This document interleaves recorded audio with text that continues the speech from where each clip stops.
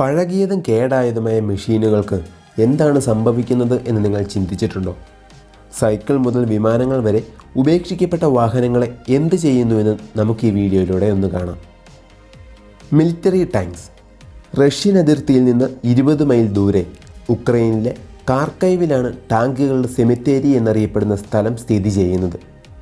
അതീവ സുരക്ഷയോടെ 400-ലധികം മിലിറ്ററി ടാങ്കുകളാണ് ഇതിനുള്ളിൽ ഉപേക്ഷിക്കപ്പെട്ട് കിടക്കുന്നത്. 1960കളുടെ സമയത്ത് ടാങ്കുകൾ നന്നാക്കാൻ ഉപയോഗിച്ചിരുന്ന ഒരു റിപ്പയറിംഗ് ഷോപ്പായിരുന്നു ഇത്. 1991-ൽ സോവിയറ്റ് യൂണിയൻ തകർന്നതോടെ ഇത് സ്വതന്ത്ര രാജ്യമായി ഉക്രൈൻ്റെ ഭാഗമായി തീർന്നു.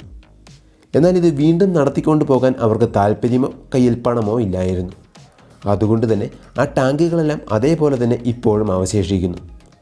എന്നിരുന്നാലും ആ ടാങ്കുകളുടെ ശവപ്പറമ്പിന് ഉക്രൈൻ ഗവൺമെൻറ് കനത്ത സുരക്ഷയാണ് നൽകുന്നത്. കാരണം എന്നെങ്കിലും ഒരു യുദ്ധം പൊട്ടിപ്പുറപ്പെട്ടാൽ ഇതെല്ലാം വീണ്ടും നന്നാക്കിയെടുത്ത് ഉപയോഗിക്കാമല്ലോ എന്ന് കരുതിയാണ്. കാര്യങ്ങൾ അവിടെ വരെ എത്താതിരിക്കട്ടെ എന്ന് പ്രാർത്ഥിക്കാം. എയർപ്ലെയിൻസ്.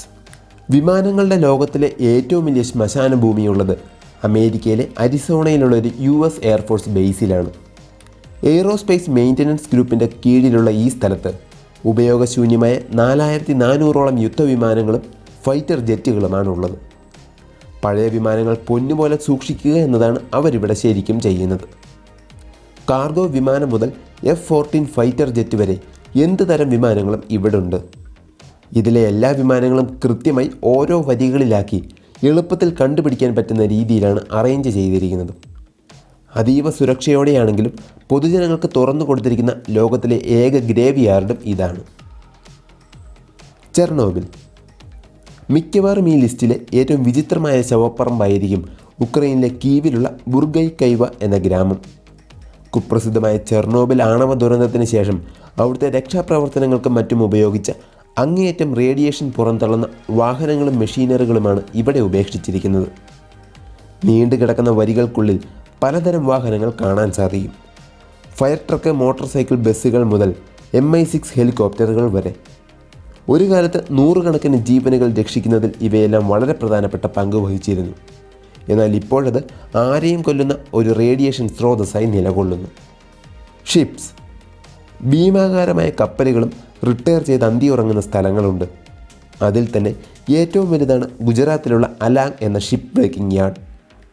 ഇവിടെ ഓരോ വർഷവും സർവീസ് കഴിഞ്ഞ 200-ൽ കൂടുതൽ കാർഗോ ഷിപ്പുകളും ക്രൂയിസ് കപ്പലുകളുമാണ് പൊളിച്ച് സ്ക്രാപ്പായി മാറ്റുന്നത്.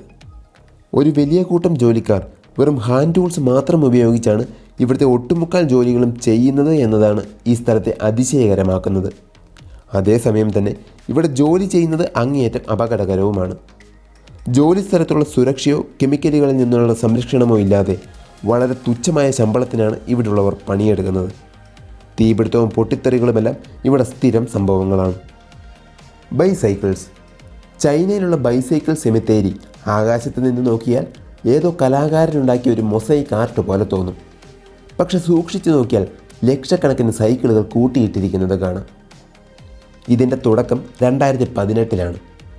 ബൈക്ക് ഷെയറിംഗ് ഒരു ട്രെൻഡായി മാറിയ കാലം. വാടകയ്ക്ക് സൈക്കിൾ കൊടുക്കാനായി അനേകം കമ്പനികൾ പൊങ്ങി വന്നു. അങ്ങനെ ചൈനീസ് റോഡുകളിൽ പല നിറത്തിലുള്ള സൈക്കിളുകൾ കൊണ്ട് നിറഞ്ഞു. എന്നാൽ വളരെ പെട്ടെന്ന് ലക്ഷക്കണക്കിന് സൈക്കിളുകൾ നിരത്തിലേക്ക് ഇറങ്ങിയത് ആ നഗരങ്ങൾക്ക് താങ്ങാവുന്നതിനും അപ്പുറമായിരുന്നു. തന്നെയുമല്ല, സൈക്കിൾ വാടകയ്ക്ക് എടുക്കുന്നവർ അത് കാണുന്ന സ്ഥലത്ത് പാർക്ക് ചെയ്തിട്ട് പോവാനും തുടങ്ങി. അങ്ങനെ സൈക്കിൾ മുട്ടിയിട്ട് നടക്കാൻ പറ്റാത്ത അവസ്ഥയായപ്പോൾ ഗവൺമെൻറ് തന്നെ ഉപേക്ഷിക്കപ്പെട്ട സൈക്കിളുകൾ ശേഖരിച്ച് കൂട്ടിയിടാൻ തുടങ്ങി. ചൈനയിലെ എല്ലാ നഗരത്തിലും തന്നെ ഇങ്ങനൊരു സൈക്കിളുകളുടെ സെമിത്തേരി കാണാൻ സാധിക്കും. ഇതൊക്കെ എന്ത് ചെയ്യണമെന്ന് ആർക്കും ഒരു പിടുത്തവുമില്ല എന്നതാണ് സത്യം. ഇതിലേത് ശ്മശാനമാണ് നിങ്ങളെ ഏറ്റവും കൂടുതൽ അതിശയിപ്പിച്ചത്? താഴെ കമൻറ്റ് ചെയ്ത് അറിയിക്കുമല്ലോ. വീഡിയോ ഇഷ്ടമായാൽ തീർച്ചയായും ലൈക്ക് ചെയ്യുക, മറ്റുള്ളവർക്ക് വേണ്ടിയും ഷെയർ ചെയ്യുക.